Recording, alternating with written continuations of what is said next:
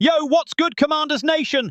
Welcome back to the channel where we live and breathe burgundy and gold 24/7. It's February 4th, 2026. It's 7:03 p.m. And fam, today I've got 3 updates that are straight up going to define what this offseason looks like for us. We're talking about moves that could completely reshape this team's identity after that 5-12 season that literally no one saw coming. Listen, I know it still stings. We went from being 1 game away from the Super Bowl to, well, you know, it was brutal. It was devastating. The kind of collapse that makes you question everything. But this is where Adam Peters has to show why he was brought over from San Francisco, why they trust him to rebuild this franchise around Jaden Daniels. We've got cap space, we've got the number 7 pick, and we've got a franchise quarterback who, when healthy, is straight up unstoppable. A generational talent who showed in year 1 that he can hang with anybody. So today we're diving into a potential blockbuster trade for an elite edge rusher who's been a Pro Bowler 5 straight years, a linebacker who could take our defense from mid to straight up scary, and yeah, the possibility of losing one of our most reliable receivers to a team that's starving for offensive help. Buckle up, because this is heavy, this is real, and this is going to decide whether we're chasing a Super Bowl in 2026 or wasting another year of Jaden's rookie contract window. News 1. Commanders linked to Maxx Crosby trade bro, BRO. We're starting off hot because Bleacher Report just linked the Washington Commanders to a potential blockbuster trade for Maxx Crosby, the edge rusher from the Las Vegas Raiders. And before you hit me with the, nah bro, that's never happening, the Raiders won't trade their best defensive player, let me remind you of something crucial. Adam Peters already pulled off this exact kind of move last year when he traded for Laramie Tunsil, something nobody saw coming. Franchise left tackles just don't get moved in today's NFL. They're too valuable, too rare, and Peters made it happen. So yeah, this is 100% possible, and we need to take it seriously. Maxx Crosby is 28 years old, right in that sweet spot of his career where he's got experience, refined technique, and still has that non-stop motor that defines him.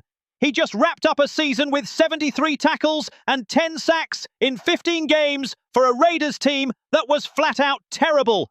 Think about that.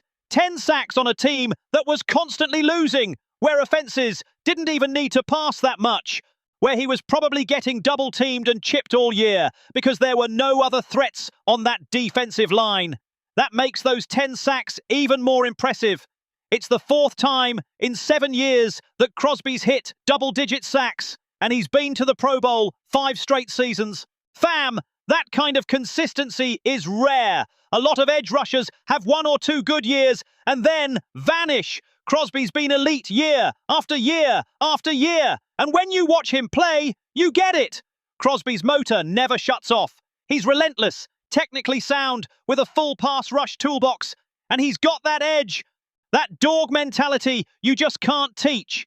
He's got a violent swim move that wrecks tackles, a textbook rip move, and that bend around the edge that turns speed into power. But beyond the technique, it's the effort.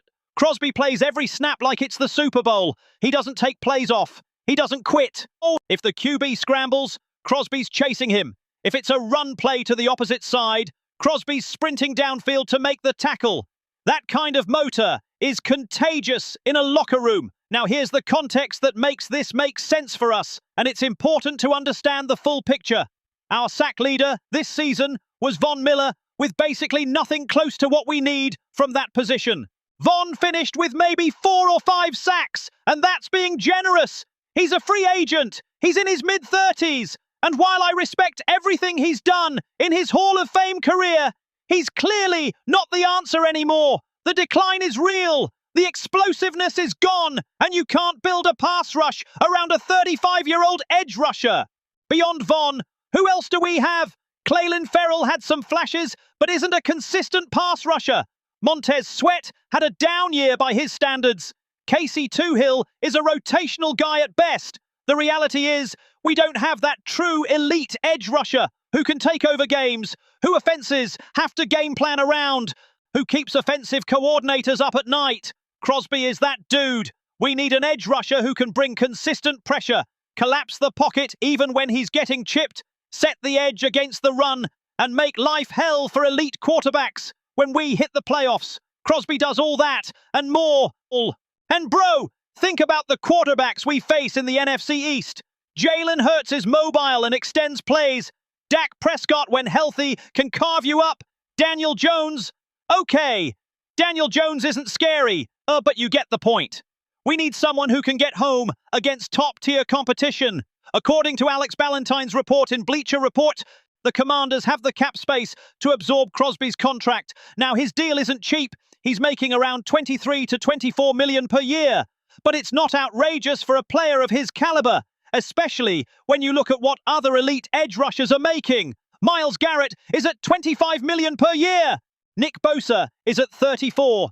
TJ Watt is at 28. Crosby at 23 to 24 is actually a relative bargain for what he brings. And here's where it gets interesting and where we really need to weigh the cost-benefit. What would it take in draft capital?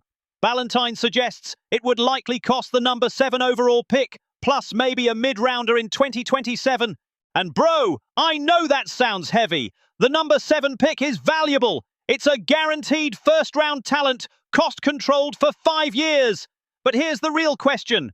Would you rather bet on a rookie edge rusher who might be good, who has upside, who has potential, or bring in a proven 28-year-old Pro Bowler who we already know produces at an elite level year after year? Look, I totally get the build through the draft argument. It's valid. It's how most successful franchises operate. It's how San Francisco built their dynasty. This edge rusher class is legitimately deep. You could potentially land Abdul Carter if he drops, or Michael Williams, or James Pierce Jr. All have first-round talent, all have high ceilings. But also remember that rookie edge rushers usually need a significant learning curve. Very few come in and dominate from day one. Micah Parsons did it, but he's the exception, not the rule. Most rookie edge rushers need a year or two to really develop, add strength, refine their technique, and learn how to read NFL offenses. Crosby is already there. No adjustment period. No, maybe he develops. No bust risk. It's plug-and-play elite production from day one. And when you're in win-now mode with a franchise QB on a rookie deal, that kind of certainty has tremendous value. And let's talk about what Crosby would specifically do for this defense, because this is where it gets really exciting. First, he takes massive pressure off Darren Payne and Jonathan Allen inside. When you've got an edge who can consistently win one-on-ones, offensive coordinators can't just slide protection one way and forget about it. They have to respect both edges, maybe keep a tight end into chip, maybe keep a running back in pass pro. That means our interior guys get more favorable one-on-ones, more chances to push the pocket, more opportunities to create chaos. Second, he instantly upgrades our secondary. And this is something people don't always connect. Sacks are a coverage stat. Fam, when you give a QB time, when he's standing in a clean pocket for 4 or 5 seconds, even Pro Bowl corners get exposed.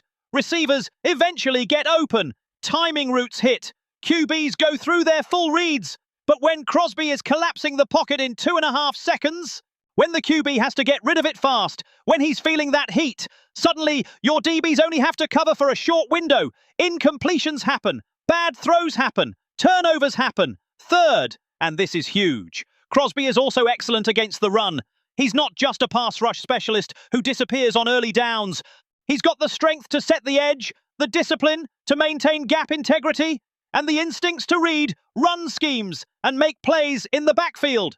In Daronte Jones's defense, where you're going to face a lot of different offensive styles, you need edge rushers who can do it all. Crosby can. Now, the elephant in the room. Is this the move Adam Peters should make? Is this the right call for the franchise?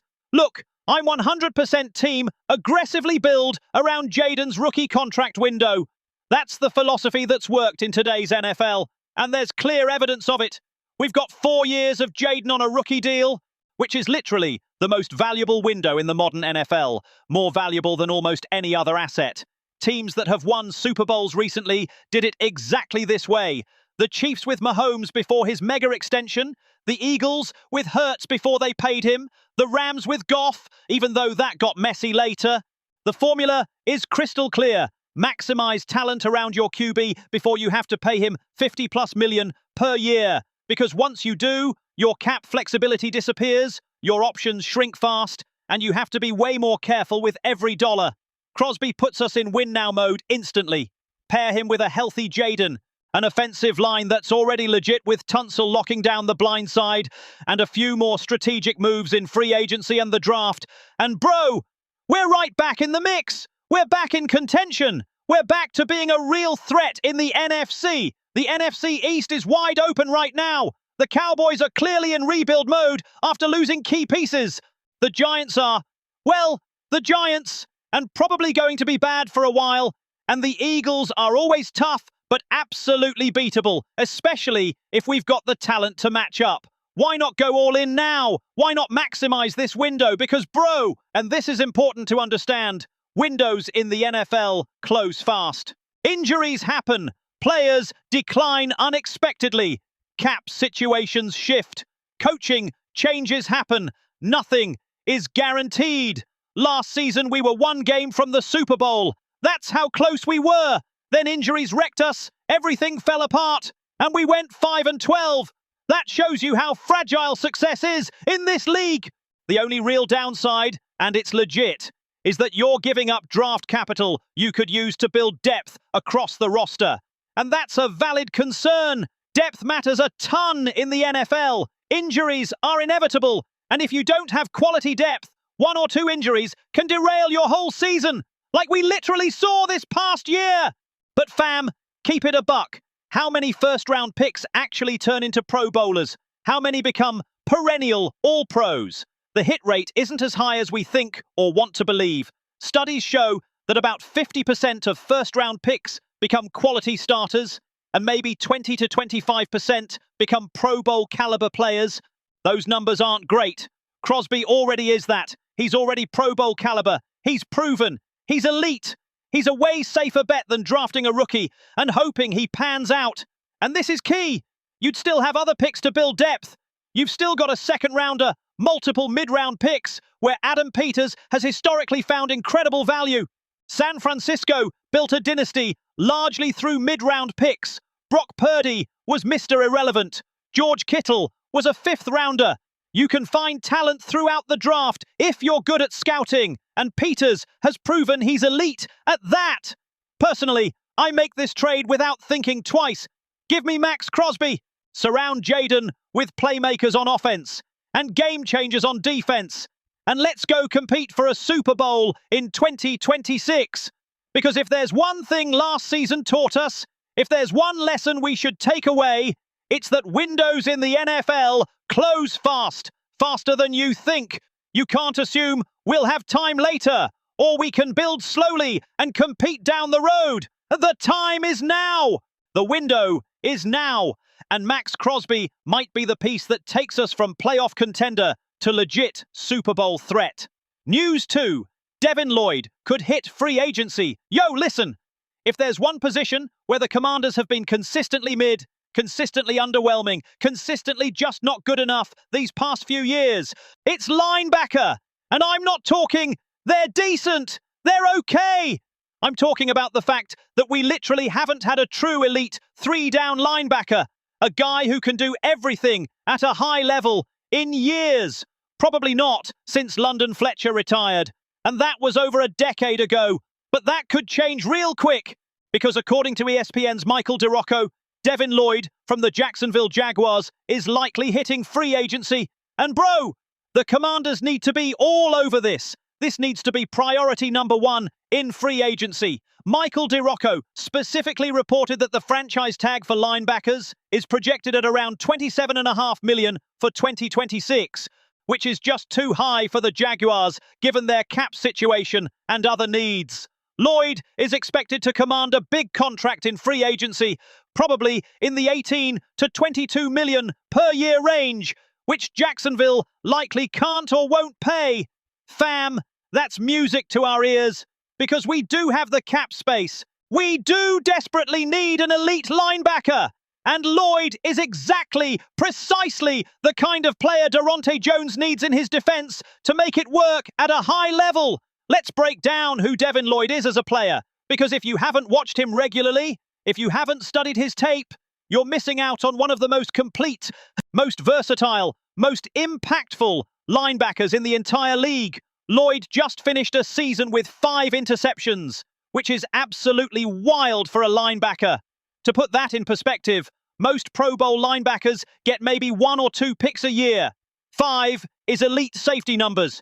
That tells you everything about his ball skills, his instincts, his ability to read quarterbacks and make plays on the ball. He's got the 3rd highest coverage grade on PFF among all linebackers in the NFL, which means he can drop into coverage and actually lock up tight ends and running backs in space at an elite level. And bro, in today's NFL, where offenses are running 11 personnel, 3 wide receivers over 60% of the time, where tight ends are basically big receivers, where running backs are catching 50 to 60 balls a year, you need linebackers who can actually cover, not just survive in coverage, not just be okay, but actually cover, actually make plays, actually take away options from the quarterback.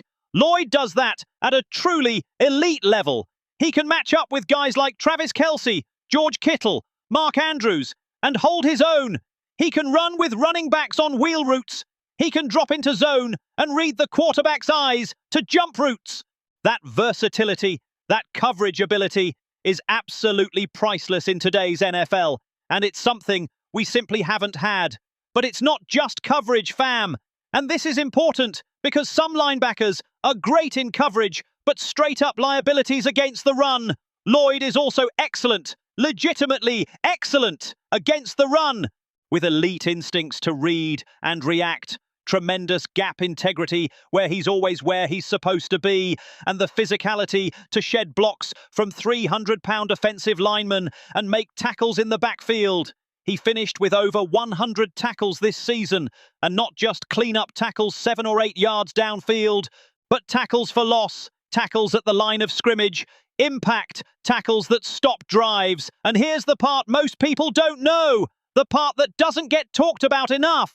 Lloyd generated 25 pressures this season when blitzed, which was the 3rd most pressures by any linebacker in the league. That means when you send him on a blitz, when you use him as a pass rusher, he can actually get home, actually affect the quarterback, actually generate sacks, hits, and hurries. He's a true 3-down player with 0 holes in his game. Coverage, elite. Run defense, elite. Pass rush when needed, highly effective. That's rare, fam. Now, why is Lloyd absolutely perfect for Daronte Jones' defense? Because Jones comes from that New Orleans Saints and Denver Broncos coaching tree where linebackers have to be incredibly versatile, have to be able to do multiple things at a high level. You can't have a guy who only plays the run or only covers. You need someone who can literally do it all, because Jones likes to disguise coverages pre-snap, show different looks, move guys around, and keep offenses constantly guessing, constantly uncomfortable. Jones runs a lot of pattern match coverages where linebackers have to make quick reads and adjustments based on route combinations. Lloyd thrives in that. Jones likes to bring pressure from unexpected angles, creative blitzes where linebackers come free. Lloyd can execute that. Jones wants guys who can line up in multiple spots. Lloyd has that versatility. It's a match made in heaven, honestly. Picture this. You've got Lloyd in the middle, and pre-snap you show cover 2, too high safety look. The QB reads that and thinks he's got his hot route to the tight end over the middle, because that's what beats cover 2. But post-snap, Lloyd drops into that exact zone, reads the QB's eyes, jumps the route, and boom! Interception. Pick 6. Game over. That kind of disguise ability, that kind of versatility is what separates good defenses from great ones. Truly elite units that take the ball away and change games. And Lloyd can do that play after play after play. He can show blitz pre-snap, drop into coverage post-snap. He can line up as a traditional Mike linebacker, motion out to cover a slot receiver.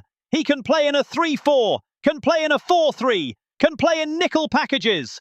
That flexibility is invaluable for a defensive coordinator because it opens up so many possibilities, so many different looks you can throw at offenses. Spotrac has his market value projected at a 3-year deal worth $60.4 million, which is about $20.1 million per year.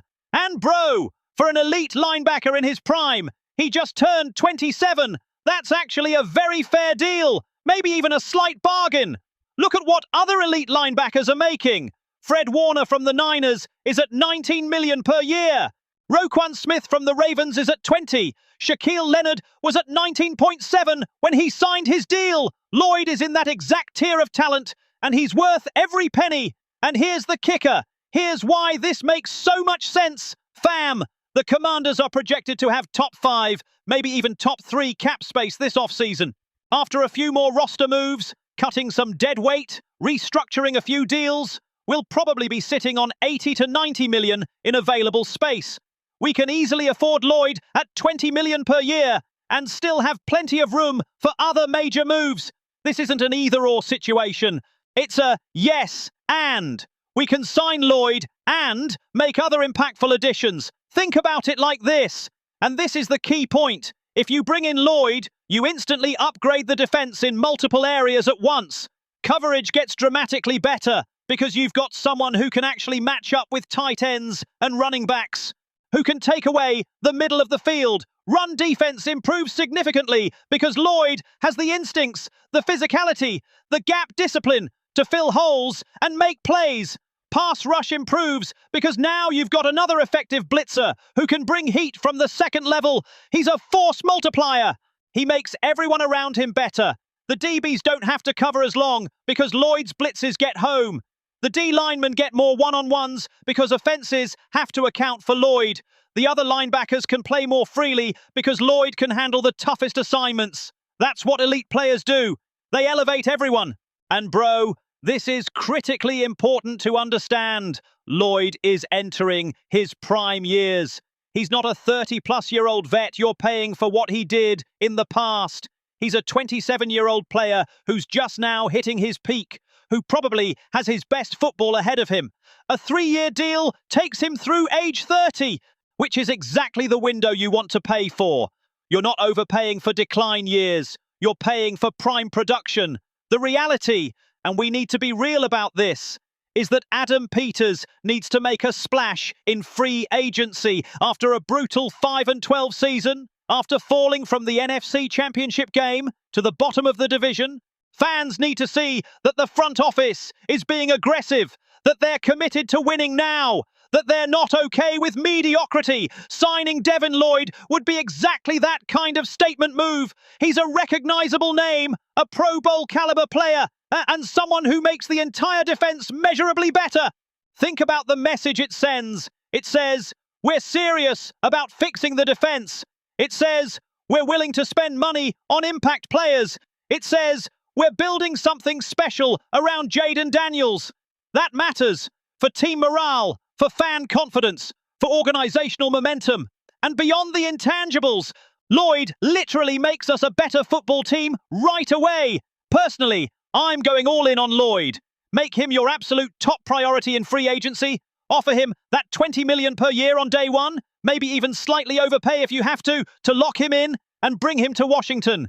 Because when you've got Jaden Daniels on a rookie contract, when you've got that financial flexibility, you can't waste years being patient and building slowly and waiting for the right moment.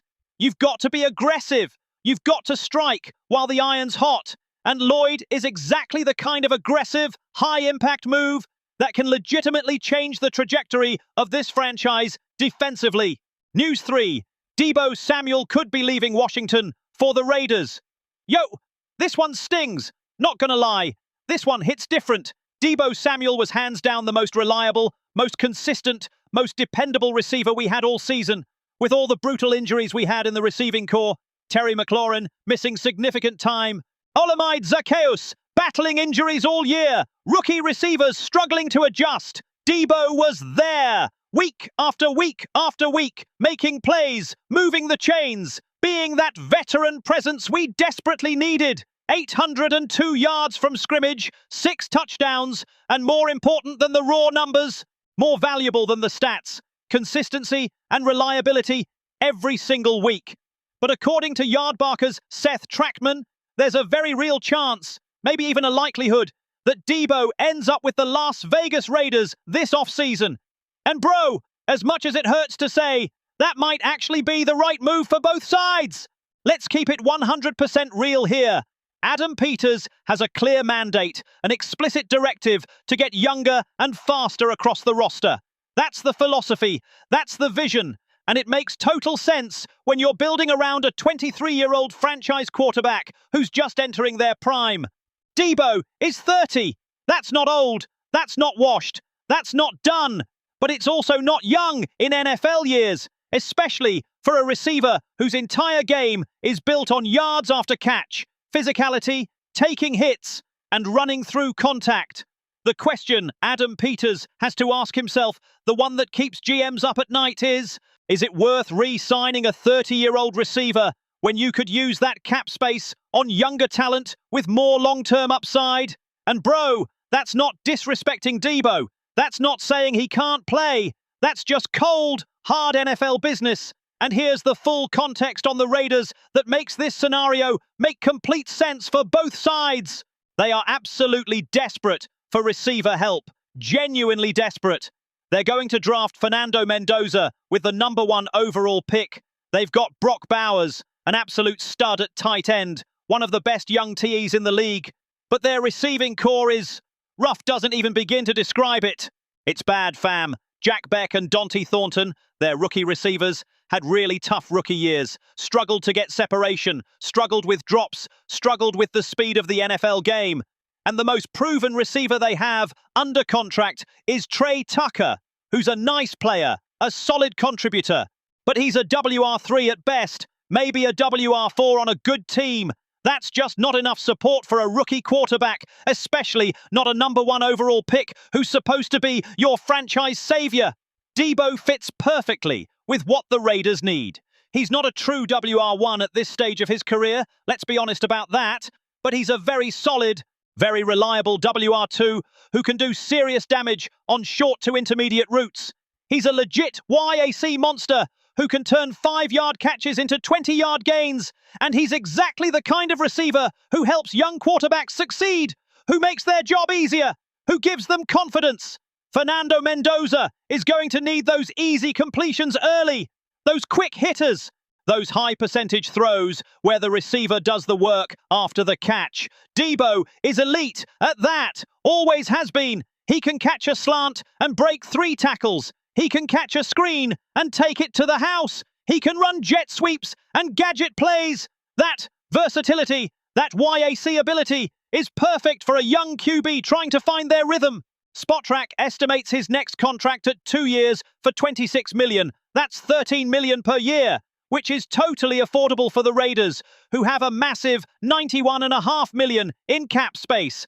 And from their perspective, from what they're trying to build, it makes a ton of sense. Sign Deebo to a short-term deal, use him as a bridge, as a veteran presence, while you develop Mendoza and look for more permanent, younger solutions at receiver through the draft. And if things don't work out, if he declines, you've got an out after year 1. Low risk, high reward. But from our perspective, from what the Commanders should do, fam, should we match that? Should we offer $13 million per year to keep Deebo? Here's my honest take. And some fans might not like this. Probably not. Probably not. And it's not because Deebo isn't good. It's not because he didn't produce. It's not because we don't appreciate what he did.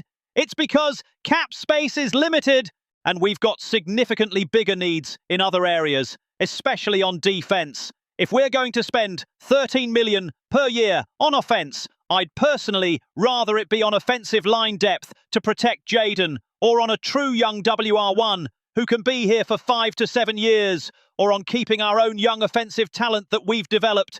Deebo was great this season. He was clutch. He was reliable. But it was more out of necessity, more due to circumstance, than by long-term design. The harsh reality, and this is important to understand, is that when Terry McLaurin and Olamide Zaccheaus were both healthy when the receiving core was at full strength. Deebo was functionally our WR3, maybe even WR4 depending on matchups, and paying $13 million per year, which is significant money for a 30-year-old WR3, just isn't smart cap management. It's not efficient resource allocation, especially when this upcoming draft class of receivers is legitimately deep, potentially one of the deepest in recent years. We could draft a young, talented receiver in the second or third round, someone with 4.4 speed, someone with upside, someone who could give us similar or even better production for literally a fraction of the cost, like 2 to 3 million per year instead of 13. That difference, that 10 million in savings, could go toward Devin Lloyd, could go toward D-line help, could go towards secondary upgrades. That's smart team building. And listen, I want to be clear about this because I don't want it to sound like I'm hating on Deebo or disrespecting what he did.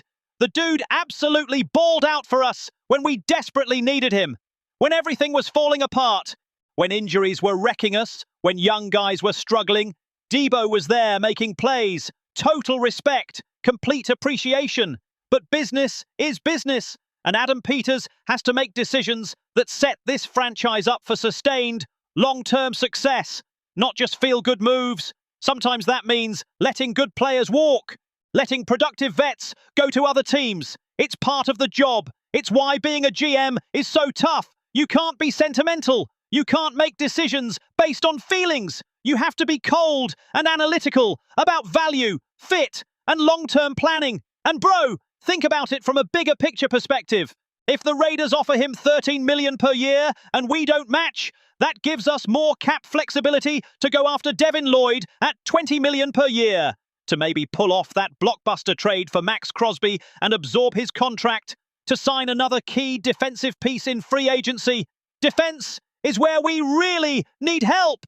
That's where we were genuinely bad. Offense, when healthy, when Jaden is playing, when we've got our weapons, can score with anybody in the league. We proved that. Defense is what legitimately cost us games this season, what kept us from being competitive, what turned close games into blowouts.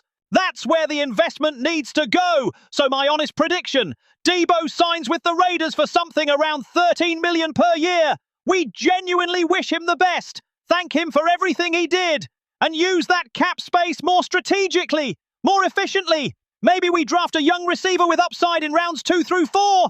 Maybe we sign a veteran receiver on a cheaper deal, like 5 to 7 million per year. But we don't overpay out of nostalgia. We don't overpay because he was reliable this season. Peters is going to be cold-blooded about this. He's going to make the analytical decision. And honestly, he has to. That's his job. That's what we hired him to do. Make tough calls that benefit the organization long-term, even when they're unpopular, even when fans don't like them at first. The genuinely bittersweet part, the part that does make this tough, is that Deebo was a real one this season. When everything was falling apart, when the season was spiraling, when it would have been easy to check out, he kept competing hard, kept giving max effort, kept making plays, kept being a pro. That absolutely deserves respect, deserves acknowledgement, deserves appreciation. But in the NFL, loyalty only gets you so far. You've got to make smart decisions for the organization. You've got to prioritize long-term success over short-term feelings. And letting Deebo walk, letting him get paid by another team, is probably the smart move for both sides.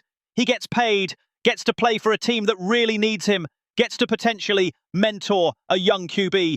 We get cap flexibility to address bigger needs. Fam, if Deebo ends up in Vegas and balls out with Mendoza, if he has a great season, I'll be genuinely happy for him.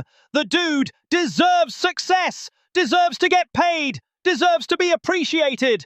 But for us, for the Commanders organization, it's time to turn the page. Time to focus on building something sustainable and championship caliber around Jaden.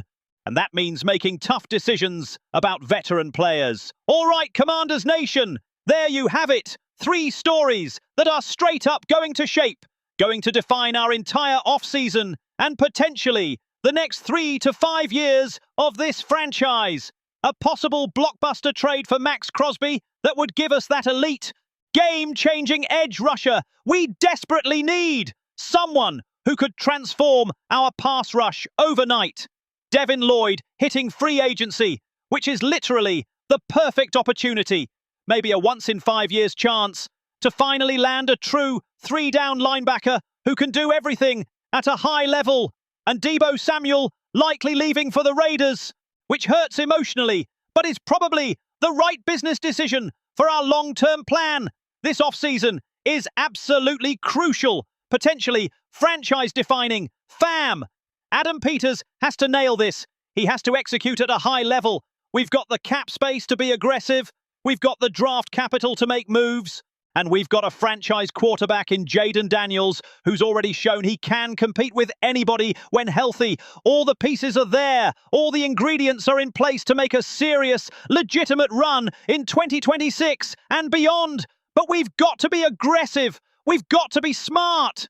We've got to execute. Personally, I want to see Peters go after Lloyd hard in free agency. Make him the top priority.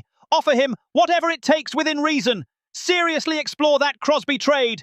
Do the homework. Understand the cost. And if it makes sense, pull the trigger.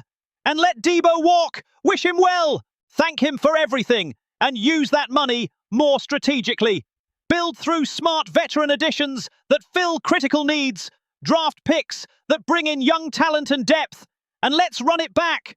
But better, healthier, more complete, more dangerous on both sides of the ball. Think about it. Fam, Crosby on the edge, Lloyd at linebacker, our existing talent like Payne and Allen, plus whatever we add through the draft. That defense could be legitimately scary. Top 10 in the league scary. Combine that with Jayden, Terry, a healthy offensive line, young playmakers. Bro, we could be right back in championship contention. Right back to where we were before everything fell apart. Bro, if you're as hyped as I am about this offseason, if you believe in what Adam Peters is building, hit that like button right now. Subscribe if you haven't already, because we're covering every single move this offseason. And drop your honest takes in the comments. Would you make the trade for Crosby, even if it costs the number 7 pick? Would you pay Devin Lloyd $20 million per year? Would you let Deebo walk or try to keep him? I want to hear your takes, fam. I want to know what Commanders Nation is thinking. I'll see y'all tomorrow with more Commanders news. Because this offseason is just getting started. Because free agency is coming. Because the draft is coming. Because decisions are being made right now that will determine our future. HTTR, let's get it. Let's trust the process. Let's believe in what we're building.